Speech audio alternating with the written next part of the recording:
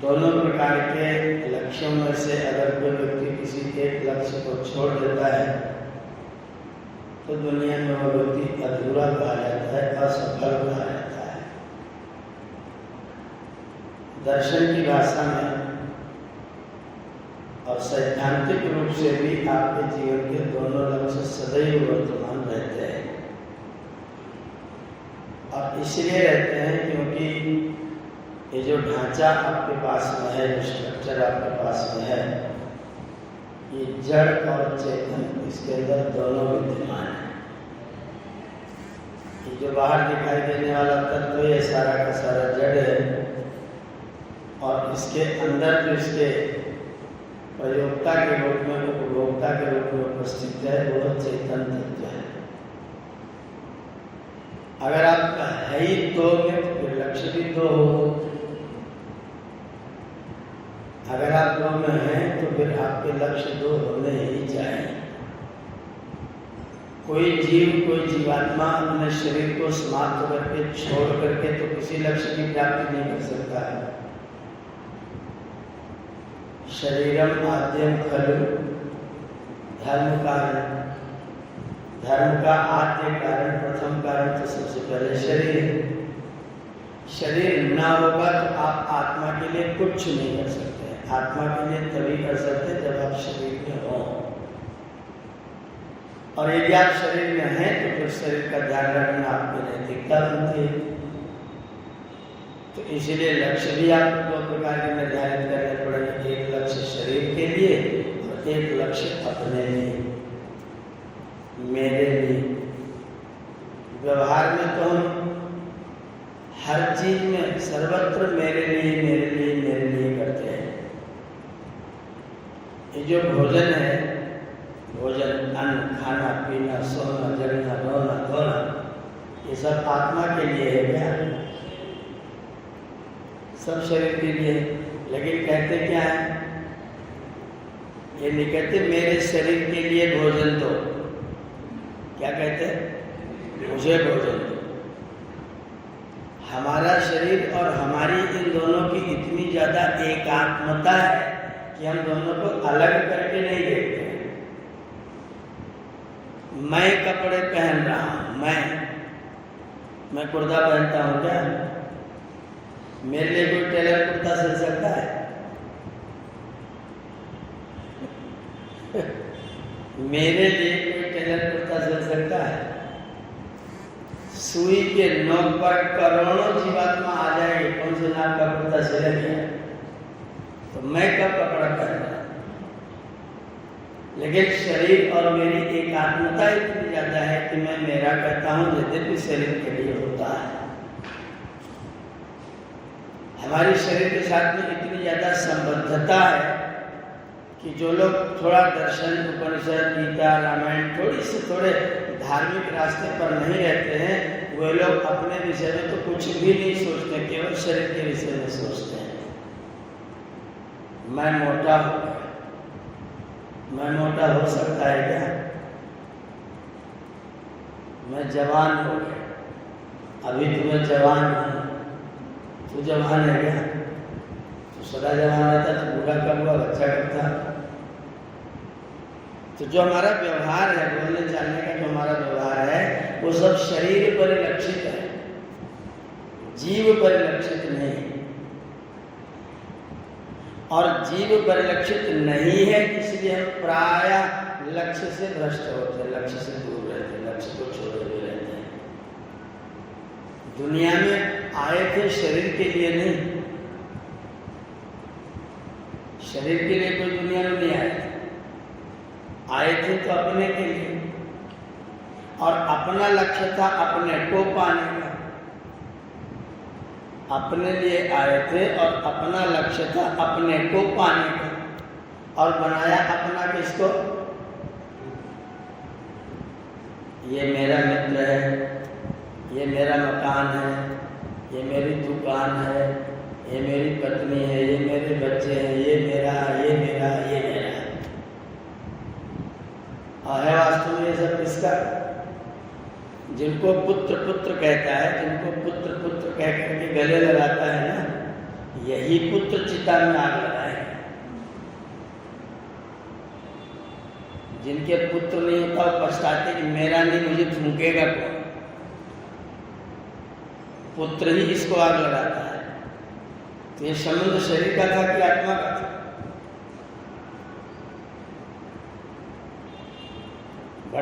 बड़ी विचित्र एक आत्मता हमारे और हमारे शरीर की है। आपको विभाजन करना पड़ेगा, इसी का नाम विवेक है। इसका नाम क्या है? विवेक। विवेक माने दोनों को पृथक पृथक, विवेक अलग अलग करके जानना। जो जो तत्व जैसा जैसा है उस तत्व को अलग अलग करके जानना, इसका नाम है विवेका। अंग्रेजी में आवेग है ना, आवेग माने जगना, और विवेक माने जागरूक रहना। जब विवेक करेगा तो जागरूक रहेगा, हमेशा दोनों चीजों को पृथक पृथक करके देखेगा। मैं शरीर नहीं हूं, मैं शरीर में स्थित एक चेतन शक्ति, चित्त शक्ति, वही पुरुषा, एक चेतना शक्ति मैं हूं जो इस शरीर में रहता हूं। ये मेरा मकान है, ये मैं नहीं हूं। इतनी ही बात समझाने में सारी जिंदगी व्यतीत हो जाती। ये मेरा मकान है, ये मैं नहीं हूं। जिस दिन ये अभ्यास में आ जाएगा ये मेरा मकान है, मैं इससे कुछ अलग हूं, तो तू शरीर के लिए तो करता है, अपने लिए क्या करता है? भोजन बन गया, अपने लिए रख ले। ये भोजन अपने लिए रखता है क्या? कि अपने शरीर के लिए रखता है? विवेक होगा तो अपने लिए भोजन रखेगा ही नहीं। मेरे मंदिर को थोड़ा सा भोग लगाना, इसके लिए भोजन रख देना, मेरे लिए नहीं, मेरे मंदिर में भोग लगाना है। ये जो मेरा मंदिर है 3 मंजिल का, 3 मंजिल का मंदिर है। पैर के नाखून से लेकर के कमर तक ये भूलोक है, कमर से लेकर के कंठ तक ये भुवालोक है, और ये ऊपर वाला क्या है, स्वालोक है। पहले 2 पिलर, फिर बीम, फिर एक कमरा, फिर बीम, और फिर एक कमरा टेरेस। योगेश जी का बड़ी चमक रहा है। ये 3 मंजिल का मकान है, 3 मंजिल प्रभु ने आपको प्रदान कर रखा है। ये मकान आपका नहीं है, ये मकान आपके लिए है। इसका विवेक करना, इसका विवेचना करना, इसको विवेक कहते हैं। ऋषि ने जब नवे समुल्लास में मोक्ष की व्यवस्था लिखी, मुक्ति के साधन लिखे, तो पहला साधन क्या लिखा, विवेक। सबसे पहले अपने को अपनों से अलग करो। ये जो गड्ढे गड्ढे कर रखा है इसको अलग अलग जानो। शरीर है, इसको अलग जानो। इस शरीर के अंदर इसका सुपरवाइजर मेरा अंतःकरण है, मन बुद्धि चित्त अहंकार है, उसको अलग करके जाना। और फिर उसके भी अंदर मैं हूँ, उसको भी अलग करके जाना। तीनों को अलग अलग करके जानोगे तो पता चलेगा कि आप विवेकी हैं। तीनों को अलग अलग, मैं जीवात्मा हूँ, शाश्वत हूँ, चिरंतन हूँ, नित्य हूँ, नित्य नूतन हूँ, आज तक बूढ़ा नहीं हुआ, आज तक बच्चा नहीं हुआ, न मरा न पैदा हुआ। मैं था, मैं हूँ, मैं रहूंगा। जीवात्मा के लिए तीनों काल नहीं है, केवल शरीर के लिए तीनों काल है।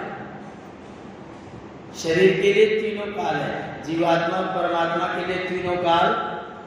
सत्यार्थ प्रकाश पढ़िए, 7वां समुल्लास। स्वामी जी से भी अपने आप प्रश्न किया, प्रश्नोत्तर की भाषा में लिखा, बोलते परमात्मा त्रिकालदर्शी है कि नहीं? तो ऋषि ने क्या लिखा, बिल्कुल नहीं, ईश्वर त्रिकालदर्शी हो ही नहीं सकता। क्यों? क्योंकि ईश्वर के लिए त्रिकाल ही नहीं है। जो पहले था अब नहीं है वो भूत, जो पहले था अब नहीं है वो भूत, जो पहले नहीं था अब है वो वर्तमान, जो अब नहीं है आगे होगा वो भविष्य। क्या जीवात्मा परमात्मा ऐसे हैं? न चैव न भविष्यामः सर्वे भयमतः परम्। कृष्ण कह रहे हैं अर्जुन को, सुनो, हम आगे नहीं होंगे या आगे होंगे, ये दोनों ही वाक्य ठीक नहीं है।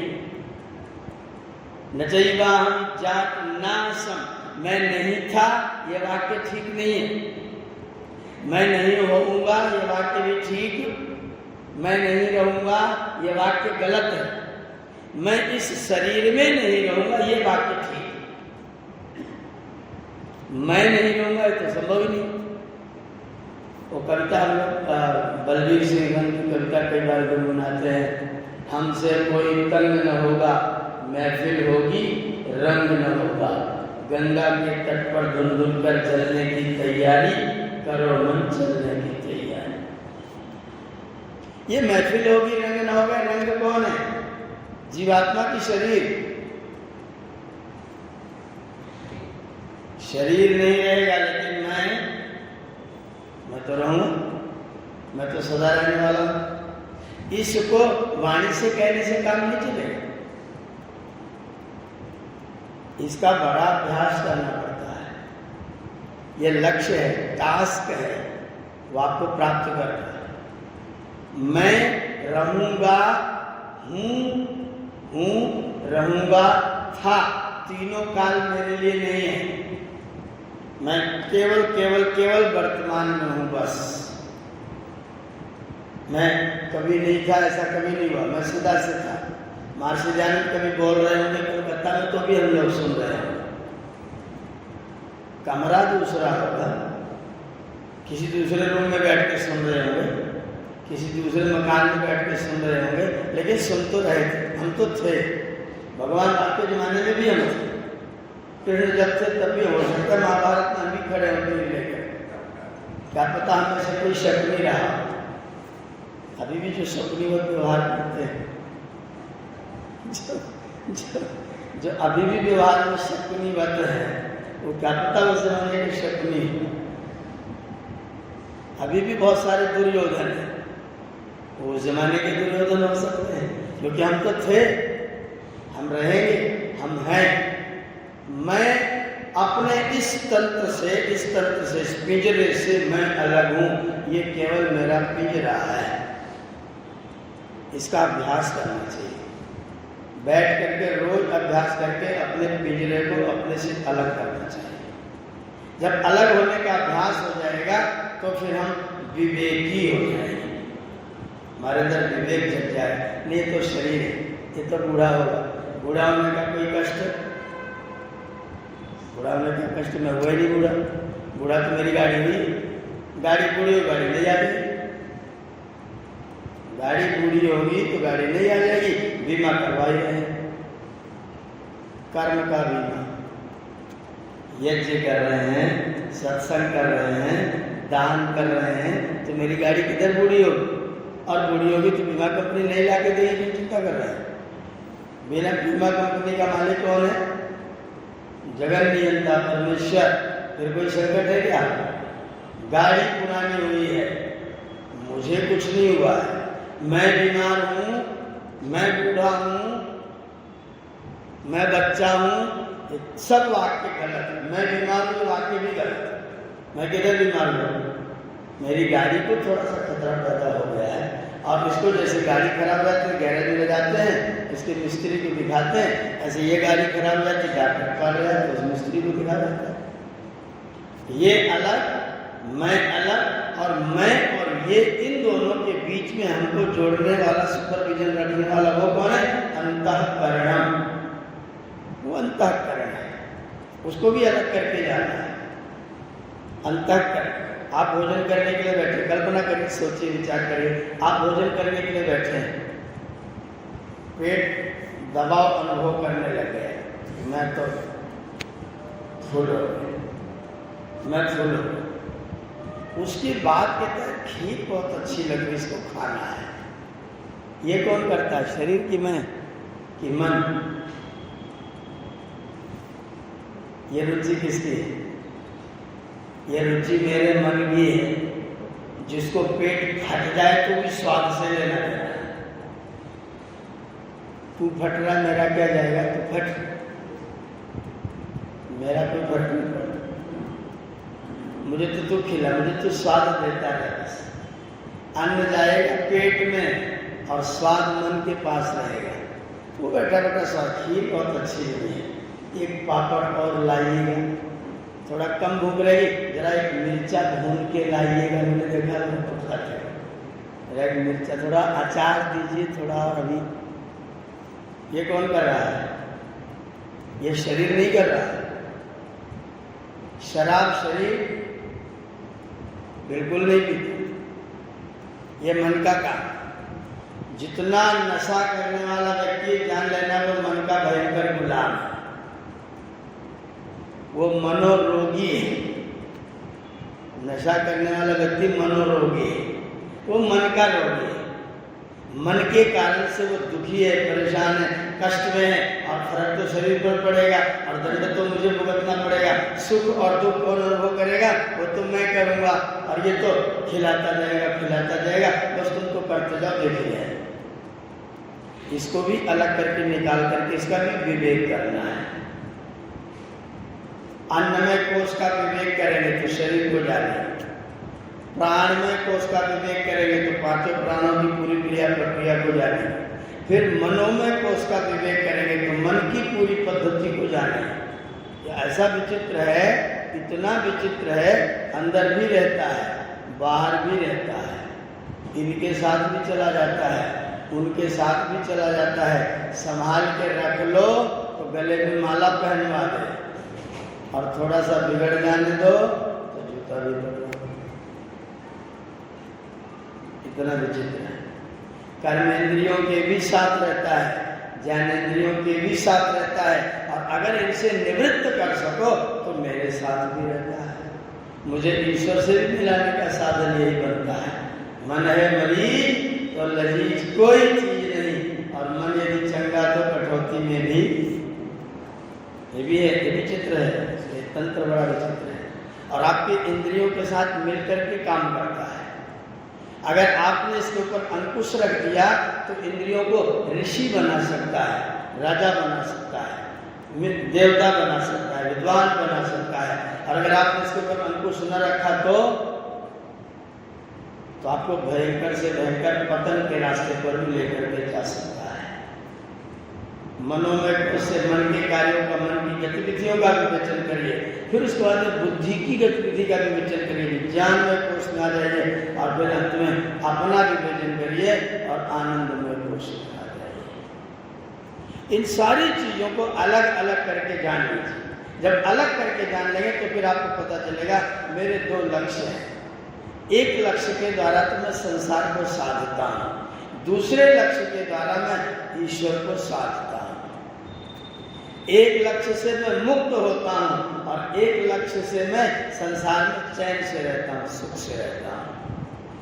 जब तक संसार में रहे तब तक भी चैन से रहे। संसार को छोड़ के भागेंगे, भाग सकते हैं। लोग आत्महत्या कर लेते हैं, भागना चाहते हैं, लेकिन बच सकते हैं।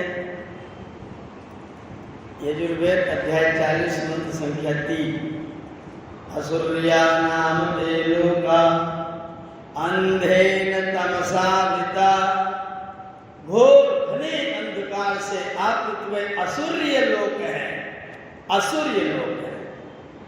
तांस्ते प्रेत्य अपि गच्छन्ति, वे शरीर को छोड़ने के बाद दोबारा उन्हीं परिस्थितियों में फिर से जाते हैं। ये के चात्मानुदना, जो लोग आत्महत्या करके परिस्थितियों से भागने की चेष्टा करते हैं वो उनसे और विकट परिस्थिति में दोबारा जन्म धारण करते हैं। आप कहाँ जाइएगा? शरीर को नष्ट करके भी बचने का कोई रास्ता एक ही रास्ता है, शरीर में रह करके शरीर को साधन समझ करके इसको स्वस्थ रखते हुए इसका सदुपयोग करते हुए मस्त रहिए, आनंद में रहिए। अगर आप केवल इसी में रह गए तो भयंकर पतन है, इसी में रह गए तो भयंकर पतन है। और इसको साधन बना करके सीढ़ी समझ करके ऊपर चढ़ गए तो उत्थान ही उत्थान है। इसको आपने सीढ़ी समझना है। ये लक्ष्य छोटा, बहुत बहुत साधारण छोटा सा लक्ष्य है। इसको भी सिद्ध करने के लिए आपको थोड़ा तप करना पड़ता है।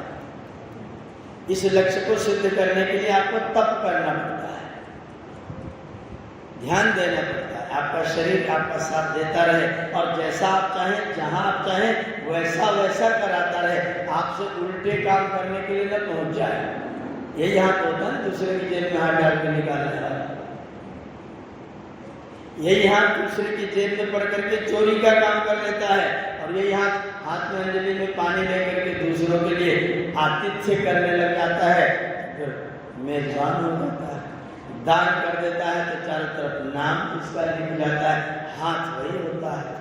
अगर आपने इसका सदुपयोग करके ठीक रखा तो आपको आनंदित करेगा, अगर आपने इसका दुरुपयोग किया तो फिर आपको कष्ट में भी डालेगा।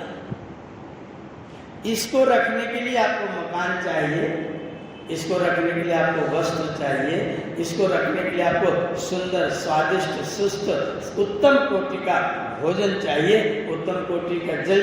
जिस जिस तत्व से यह शरीर बना है वह तत्व शुद्ध रूप में इसको चाहिए तो बिल्कुल ठीक रहेगा।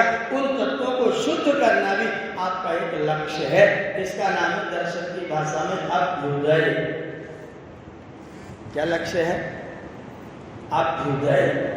लिखा आचार्य कणाद ने वैशेषिक दर्शन में, ये तो अभ्युदय निश्रेय सिद्धि सधर्म,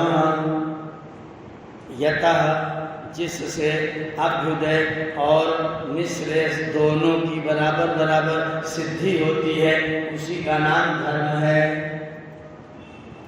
अभ्युदय की भी सिद्धि चाहिए, अभ्युदय की भी सिद्धि चाहिए और निश्रेयस की भी सिद्धि चाहिए। कठाचार्य ने जब समझाना शुरू किया नचिकेता को तो बड़े सुंदर में समझाया। श्रेयश्च प्रेयश्च मनुष्यमेता, श्रेयश्च प्रेयश्च मनुष्यमेता। ये श्रेय और प्रेय दो प्रकार के लक्ष्य हैं जो मनुष्य को प्राप्त होते हैं। ते नानार्थे पुरुषम सीनीता, ये दोनों से और प्रे अनेक विषयों में पुरुष को सीनीता माने बांध के रखते हैं। जो व्यक्ति समझदार होता है वो श्रेय को पकड़ता है, जो मंद होता है वो प्रेय को पकड़ता है, जो कमजोर है, अस्थिर है, धार्मिक नहीं है, बुद्धि ठीक नहीं है, वो प्रेय में लटक के रह जाता है और इसी को अपने जीवन का लक्ष्य मानने लग जाता है। नेता बनना आत्मा का लक्ष्य कि शरीर का? आत्मा को नेता बनना है क्या? कोई जरूरत नहीं। जितनी नेतागिरी हो किसके लिए है? ये सब शरीर का लक्ष्य है। हम इसी को अपने जीवन का पूरा लक्ष्य समझते हैं। मरते दम तक मुझे यहाँ बैठे रहना चाहिए, मरते दम तक मेरी दुकान में कुछ ठीक चलनी चाहिए। आर्य मिष्ठान भंडार एटा में मैं गया तो लाला जी रसगुल्ला ऐसे ऐसे तोड़ रहे थे। मैं उनके पास धीरे से गया, उनका नाती भी साथ में बैठा था। नाती साथ में बैठा था, 24-25 साल का नौजवान। मैंने उससे कहा, दादा से रसगुल्ला क्यों तोलवा रहा है? बोले मानते ही नहीं, वो सोचते कि मैं ज्यादा तोल देता हूँ। दादाजी सोचते हैं कि मैं रसगुल्ला ज्यादा तोल देता हूँ, इसलिए वो तोलेगी तो एकदम सीधी डंडी रहेगी। तो मैंने दादाजी से कहा, आपका हाथ है ना, तराजू की डंडी में पकड़े। अभी मैं बिल्कुल जवान हूँ, आप क्या सोचते हैं?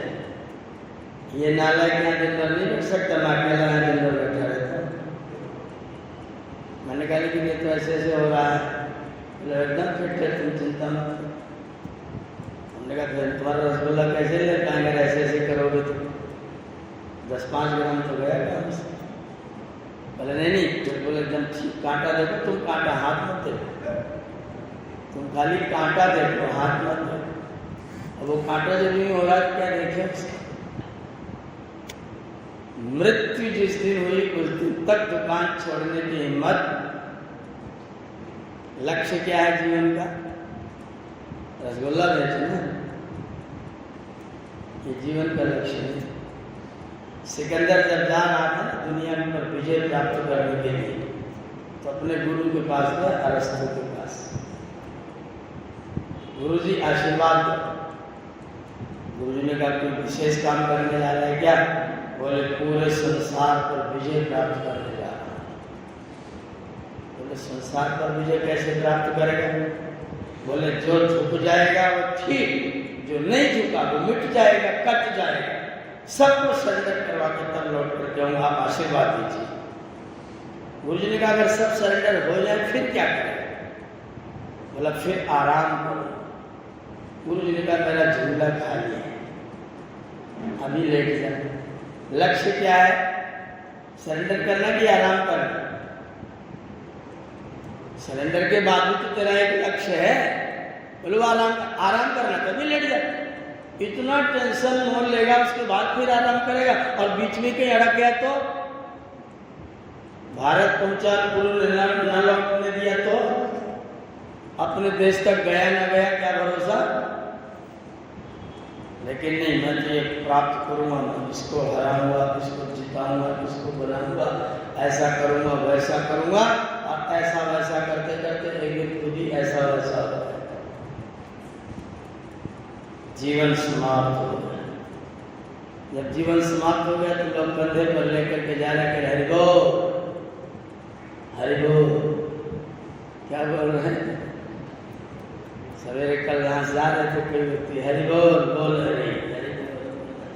मैंने कहा आपका खाट बोलेगा, अब तो तुम ही बोलो। अब ये लेटा कौन सा हरि बोलने वाला है? अब इसको तुम क्या बोलो? जब बोलना चाहिए बोलता नहीं था, अब लेट गया, जब सरपट हो गया तब तक हरि बोल हरि। अब बिल्कुल नहीं बोले। जीवन में अगर हरि बोल नहीं किया तो जाते जाते हरि बोलता है क्या? इसलिए युवैव धर्मशीलस्य ऐसे विचित्र वाक्य पढ़ते हैं तो एकदम रोंगटे खड़े। तो क्या कहा नारायण पंडित ने? युवा एव धर्मशील। जब तक ये शरीर जवान है तब तक धर्मशील हो जाओ, बुढ़ापे में कुछ नहीं होगा। जब तक शरीर युवा है तब तक धर्मशील हो जाओ। युवैव धर्मशीलस्या, युवावस्था में धर्मशील हो जाओ। क्या करने लग जाओ? धर्म की दो चीजें हैं, एक अभ्युदय प्राप्त करो और एक निःश्रेयस प्राप्त करो।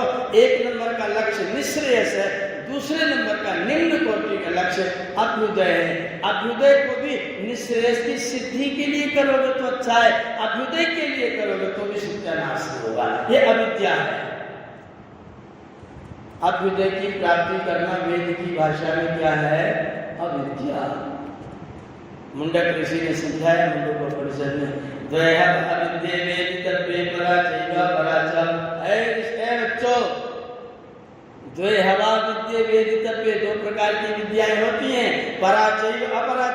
एक अपरा विद्या होती है, परा विद्या होती है। तत्रा परा ऋग्वेदो यजुर्वेदो सामवेदो अथर्ववेदो शिक्षा कल्पो व्याकरणम निरुक्तम छंदो ज्योतिषमिति।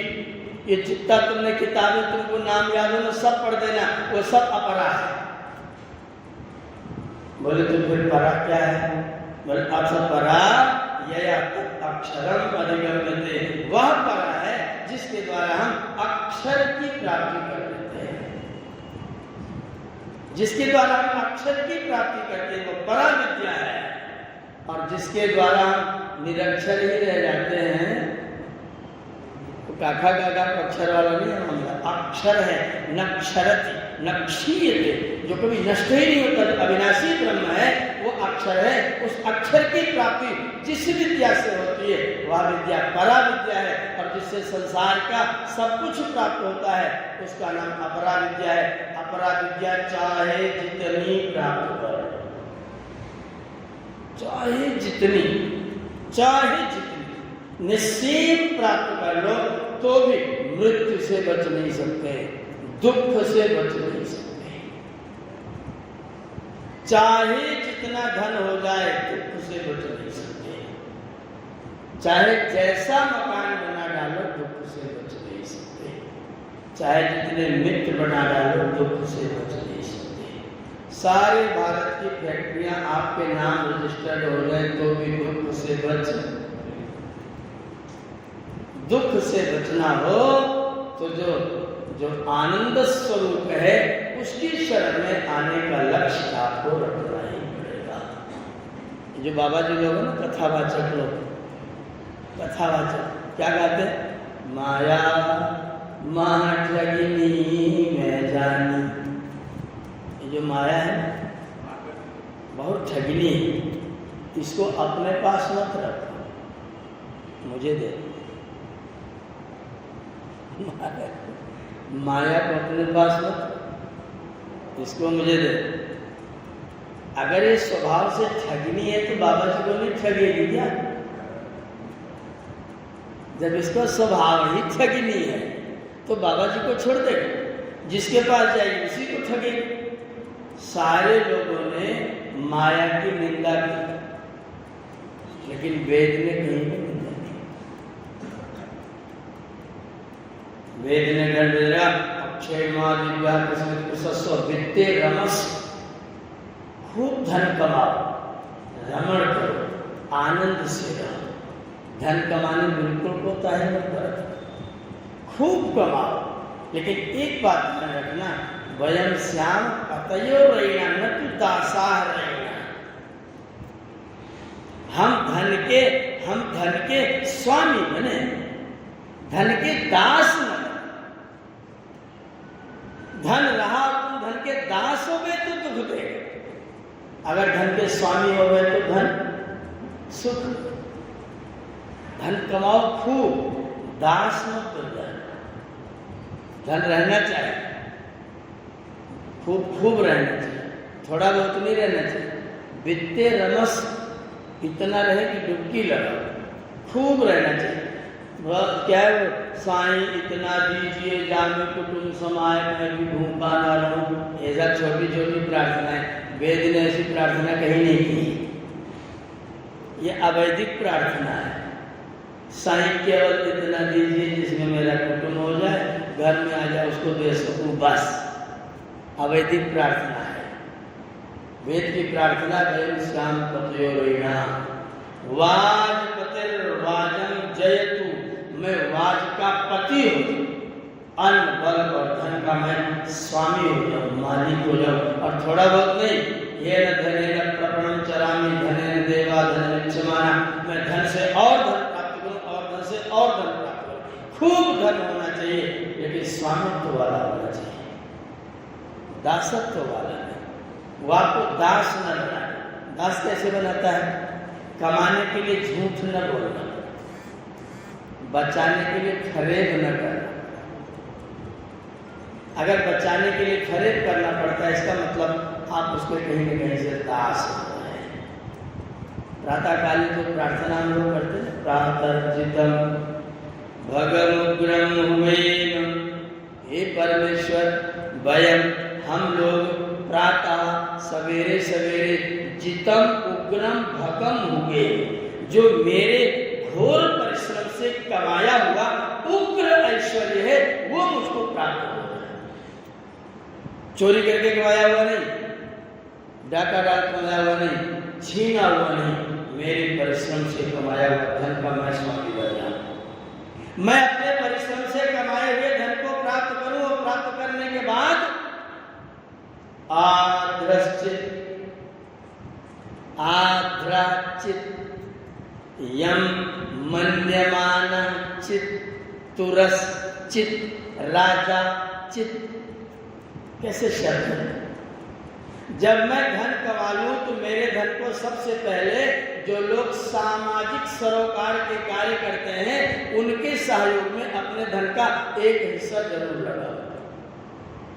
आध्रा माने समन्तात ये धारयंती, जो समाज को धारण करने के लिए सामूहिक कार्य करते हैं, जिसका लाभ ज्यादा लोग उठाते हैं। समाज का कुत्ता अपना 125 मना चुका। जिन लोगों ने शुरू में बनाया होगा, शुरुआत में जब बनाया गया होगा तो उन्होंने थोड़ा थोड़ा सहयोग किया होगा। उस सहयोग का परिणाम आज 130 वर्षों के बाद भी हम लोग प्राप्त कर रहे हैं ना। ये उन लोगों के कारण से था क्योंकि उन लोगों ने सामाजिक हित में अपने धन को लगाया था। ये आपके धन का पहला हिस्सा होना चाहिए, आध्रश्चित। दूसरा हिस्सा मन्यमानश्चित, दूसरा हिस्सा मन्यमान, जो माननीय लोग हैं उनको देने के लिए होना चाहिए। सन्यासी हैं, उपदेशक हैं, आचार्यगण हैं, विद्वान लोग हैं, जो समाज के हित के लिए अपने सारे सुख को छोड़ करके अपने आप को आहुत करके आपको सुखी करने का प्रयत्न करते रहते हैं, उनको भी एक हिस्सा जरूर देना, मन्यमान चित। ये दूसरा भाग। तीसरा भाग है तुरश्चित। आतुर जो लोग हैं, जो लोग आतुर हैं, नीडी हैं, जिनको जरूरत है, गरीब हैं, शरीर से असमर्थ हैं, अपाहिज हैं, उनको भी आपको कुछ न कुछ हिस्सा अवश्य देना चाहिए, तुरश्चित। और फिर चौथा हिस्सा राजाचित। अपनी कमाई का थोड़ा हिस्सा राज्य के लिए भी। अगर आप राज्य के लिए नहीं देंगे तो फिर राज्य विकास कैसे करेगा? राज्य हमारे सुख के संसाधन कैसे बटोरेगा? इसलिए राजाचित। जब चारों को दे दो तो फिर यम भगम भक्षी इति आ, तब जो बचा है पांचवा हिस्सा वो आपके सेवन करने का हिस्सा होता है। अपने पूर्ण परिश्रम से कमाए हुए धन को समाज के लिए पूजनीय सामाजिक सेवा का कार्य करने वाले व्यक्तियों के लिए, उसके बाद जो आतुर है, नीडी है, जिनको जरूरत है उनके लिए, और फिर राजा के लिए जब बांट दीजिए उसके बाद फिर आप उसका सेवन कर लीजिए, वो आपके सेवन का हिस्सा है। अगर किसी ने दान नहीं किया तो टैक्स भी नहीं दिया, दान भी नहीं दिया, कोई जरूरतमंद आया उसको भगा दिया, घर में साधु सन्यासी कभी बुलाता नहीं है, और समाज की सेवा में 10 पैसा देता नहीं है, उसके धन का क्या होगा? मैं ये शब्द नहीं बोलूंगा, लेकिन वो धन उसको सुख नहीं पहुंचाएगा, वो धन उसके लिए दुख का साधन जरूर बनेगा। चैन से रहना होगा तो आपको अपने धन का भाग बांटना पड़ेगा, और बिना किसी की, आपके पास कम हो कोई बात नहीं, आपके पूर्ण परिश्रम से, और पूर्ण परिश्रम के लिए वेद ने बड़ा विचित्र आदेश दिया, 1 हाथ से, 2 हाथ से, 3 हाथ से मत कमाना, शतहस्त समार, 100 हाथ से कमा, 100 लोगों को काम लगा, बड़ी बड़ी फैक्ट्रियां खोलो, हजारों लोग आपके पास काम करें, आप 100 लोगों का काम करके दो, और जब आ जाए तो फिर बांटने के लिए अपने 1000 हाथ भी करो। शतहस्त समार सहस्रहस्त संकीर्ण, ध्यान रखो, कृतस्य कार्यस्य च, जो तुमने किया, जो तुमको करना चाहिए, जो तुम्हारा कर्तव्य है, कृतस्य कार्यस्य च हातिम समावा, उनको विस्तार, उनको फैला। एक व्यक्ति बोला 100 हाथ से कमा, 1000 हाथ से बांटेंगे कैसे? मैंने कहा 1 पेड़ लगा लो, 1000 आदमी आम खाएगा, 1000 हाथ से बढ़ गया। 2 घंटे बैठ के आहुति दे दो, हजारों लोगों को सुगंधी प्राप्त होगी, हजारों लोग सुगंधी प्राप्त करें। सड़क के किनारे 1 पेड़ लगा दो, हजारों लोग शीतलता प्राप्त करके ले जाएंगे, ऊपर आएंगे, भैया जिसने ये पेड़ लगाया उसका बहुत बहुत धन्यवाद। 1 प्याऊ लगा दो, 100 लोग पानी पीते हुए जाएंगे, प्याऊ वाले का बहुत बहुत धन्यवाद। ये 1000 हाथ से बांटने वाली चीज है, जिसका लाभ हजारों लोग प्राप्त कर सके। ऐसा काम कोई बहुत बड़ा काम नहीं करना, बहुत बड़ा खर्चा भी नहीं करना पड़ता, छोटा काम करके भी हजारों लोगों को लाभ दे सकते हैं। एक बाबा ने अपने चेले को एक पुड़िया में थोड़ा सा तिल दिया और बोले जाओ अमुक बाबा जी को कह देना कि इसको सारे संतों में बांट। पुड़िया में थोड़ा सा तिल दिया, बोले सारे संतों में बांट। अब वो चेला इन गुरु जी को गरियाता हुआ गया, ऐसा बेवकूफ आदमी, बुद्धि फिर गई, बूढ़ा हो गया, सजिया गया, इतना सा तो चुटकी तो दिया, कह रहा सबको बांट देना, किसकी नाक में घुसेड़ेगा, क्या करेगा इसको? बड़ा गुस्सा था वहां पर गया सन्यासी के पास, बोले महाराज हमारे गुरु जी ने ये भेजा है, आप इसको ले लीजिए, और उन्होंने ये कहा है कि आपके आश्रम में जितने संत हैं सबको बांट दें। गुरु जी बड़े मुस्कुराए, शाबाश आपने बहुत अच्छा काम किया, बहुत अच्छा किया, हम इसको बांट देंगे। वो कैसे बांटोगे भैया? कौन से पूछ रहा क्या करोगे?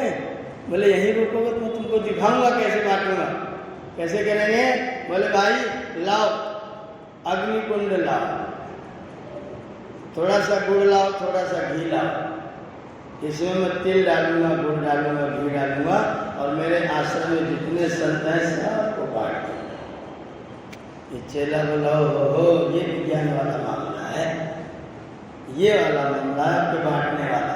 उन्होंने क्या किया, थोड़ा सा खरबूजे का बीज दे दिया, बोले जाइए अपने आश्रम वालों को सबको खिला देना। तुमने कहा एक तो पागल हुआ ही था, उसने जुगाड़ बता दी, एक दूसरा पागल हुआ, अब मुझे सामान वहाँ पहुँचाना है। ये वहाँ खरबूजे का बीज लेके पहुँचा, बोले वो गुरु जी ने कहा है, बोले इसको सबको खिला देना। बोले हाँ गुरु जी बहुत बुद्धिमान है, ऐसा करो थोड़ा सा सौंफ ले आओ, थोड़ा सा पानी ले आओ, और थोड़ी सी चीनी ले आओ, इसको तरबूज, इसके खरबूज के बीज को अच्छी तरह घिसो, पानी में घोल के ठंडाई बना के सब आश्रम के लोगों को खिला दो, सबको खिला दो।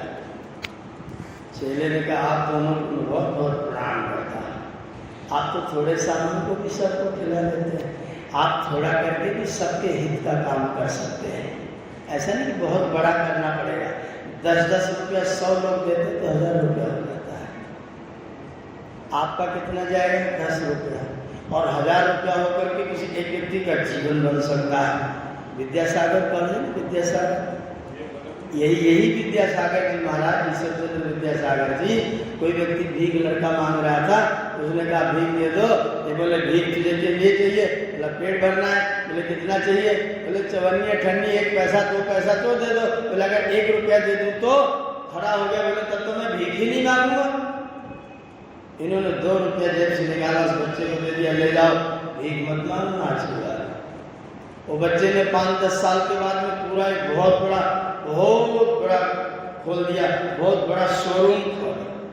विद्यासागर जी को बुलाया, मेरा आप इसको देख लीजिए और ये मेरी ओर से थोड़ी सी भेंट आप ले लीजिए।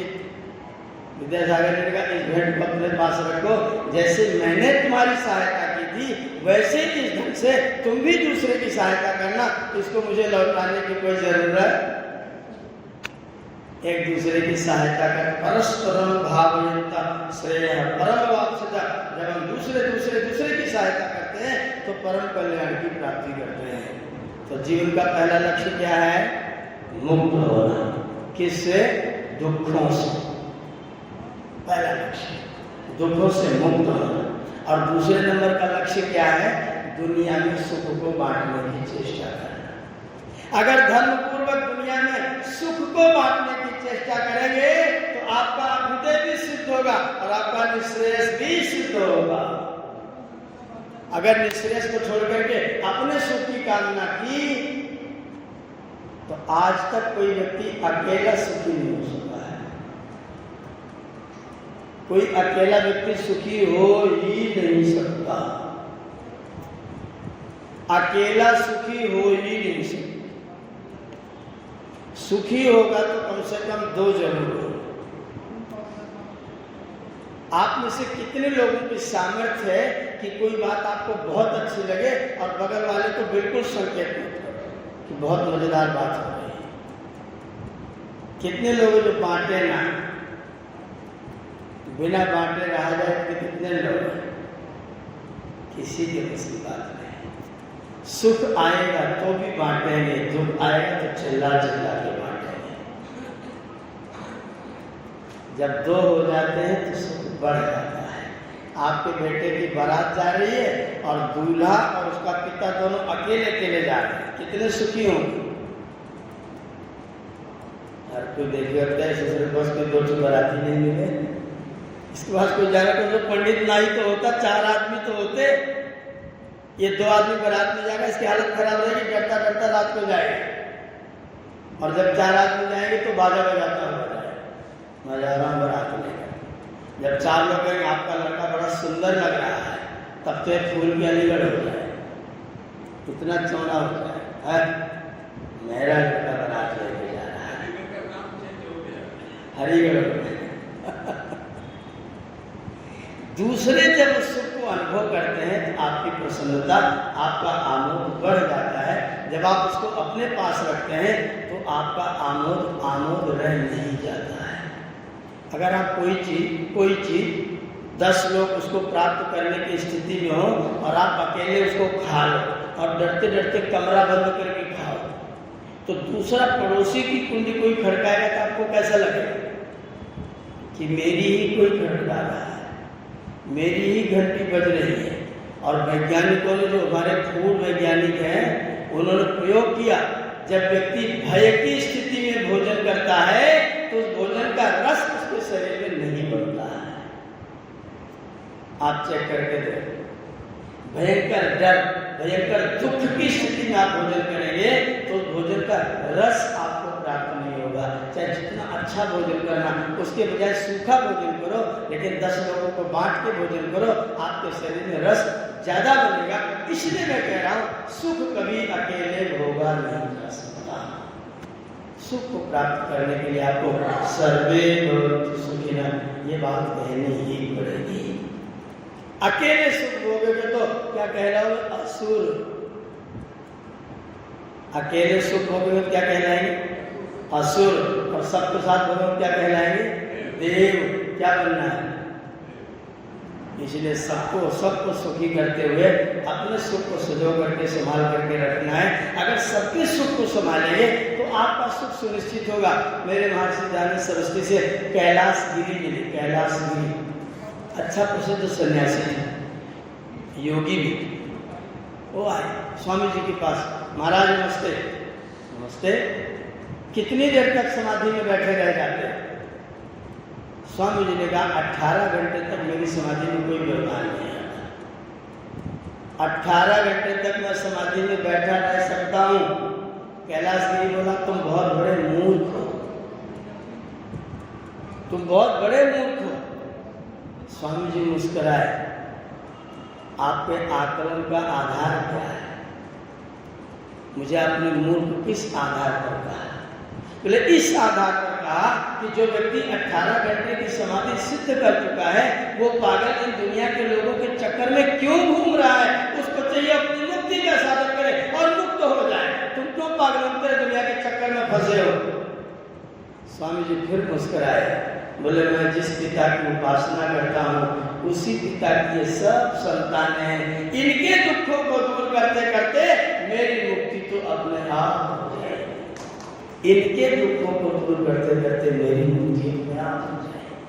मैं अपनी मुक्ति के लिए इनको रोता बिलखता छोड़ दूं, अपनी पूरी पूरी मानव जाति को कष्ट में डाल दूं और मैं मुक्त होने के लिए चला जाऊं। दयानंद का आत्मा ऐसा आदेश नहीं करता है और उसका प्रभु भी ऐसा संदेश कहीं नहीं देता है।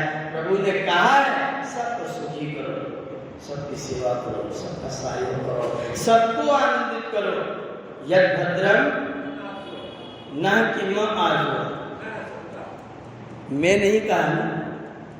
अगर वेद में मैं कहा जाता तो छंदभंग नहीं होता, छंद बराबर रहता, लेकिन वेद ने कहा तन न आस्वर सह न बंधु, मेरा बंधु समय बंधुर जनिता सविधाता नहीं, स नो बंधुर जनिता सविधाता, वो हम सबका बंधु है, केवल मेरा नहीं है और तुम्हारा भी बंधु है और मैं उसी का पुत्र हूँ। तो मैं पुत्र अपने बंधुओं की सहायता क्यों न करूं, और करूंगा तो मेरी मुक्ति में क्या रोड़ा आएगा? अगर मैं दुनिया के दुख को दूर करता हूँ तो मेरी मुक्ति तो फिर भी सिद्ध हो जाती है। अगर मैं इस दुनिया को स्वस्थ रखने का, सुखी रखने का प्रयत्न करता हूँ तो मेरी मुक्ति के रास्ते में बिल्कुल भी अड़चन नहीं आती है। जो व्यक्ति सोचता है मैं तुम्हारे लिए क्यों करूँ, मैं तो अपना अपना करूँगा, वो व्यक्ति अपना लाभ नहीं करता है, अपना नुकसान करता है, अपनी हानि करता है। मैं क्योंकि दूसरों के कर्मों के परिणाम भी भोगता हूँ, इसलिए दूसरों के कर्मों को ठीक करने का भी प्रयत्न अवश्य करूँगा। अपने लिए अच्छा करूँगा लेकिन सबके लिए अच्छा करने का प्रयत्न करूँगा। अपने लिए करूँगा तो अभ्युदय होगा, सबके लिए करूँगा तो निश्रेयस होगा और मेरी मुक्ति होगी। तो इसी दुनिया में मुक्त होकर के सबका न हो सका तो शरीर छोड़ने के बाद सबका कैसे हो सकेगा?